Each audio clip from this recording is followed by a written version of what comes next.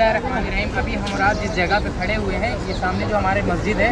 इसे मस्जिद क़िबलतैन कहते हैं। क़िबलतैन का मतलब ये होता है कि दो क़िबलों वाली मस्जिद। जब रसूलुल्लाह हिजरत करके मदीने में आ गए तो मस्जिद अक़सा की तरफ वो रुक करके नमाज़ पढ़ते थे, तो यहूदी जो है वो ताना देते थे कि आपके पास तो आपका क़िबला भी नहीं है,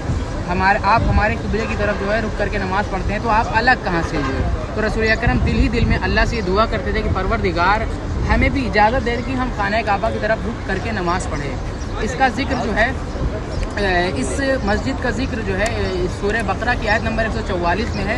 कि जब आप रसूल अकरम सल्लल्लाहु अलैहि वसल्लम इस मस्जिद में जो है जब ज़ोहर की नमाज़ पढ़ा रहे थे, 2 रकअत नमाज़ मुकम्मल हो चुकी थी, 2 रकअत नमाज़ बाकी थी, तो नमाज के दरमियान ही हुक्म आया फ़वल्लि वजहका इलल मस्जिदिल हराम, ए नबी आप नमाज के दरमियान ही अपने चेहरों को मस्जिद हराम की तरफ मोड़ दीजिए। तो जब जैसे ही हुक्म आया तो रसूल अकरम सल्लल्लाहु अलैहि वसल्लम ने नमाज के बीच में ही अपना रुख जो है वो मस्जिद हराम यानी मक्का की तरफ मोड़ दिया था। जब लोगों ने ये देखा कि अभी तो नमाज हो रही है और रसूल अकरम माज़अल्लाह, कुछ लोग जो मुनाफिक थे, जो जिनके दिल में इस्लाम की मोहब्बत नहीं थी, ज़ाहिरी तौर पे इस्लाम को कबूल किया था, उन लोगों ने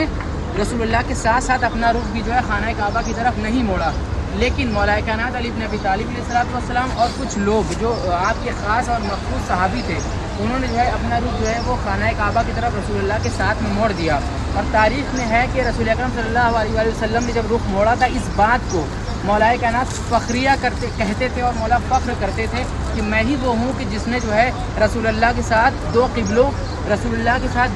के दरमियान जो है वो नमाज़ पढ़ी है। तो ये चीज़ मौला जो है अक्सर कहा करते थे। रसूलुल्लाह ने जब नमाज को ख़त्म किया तो अपने सहाबियों से पूछा कि ये बताओ कि तुम्हारे पास तो वही नहीं आई थी, तुम लोगों ने तो वही को नहीं सुना था,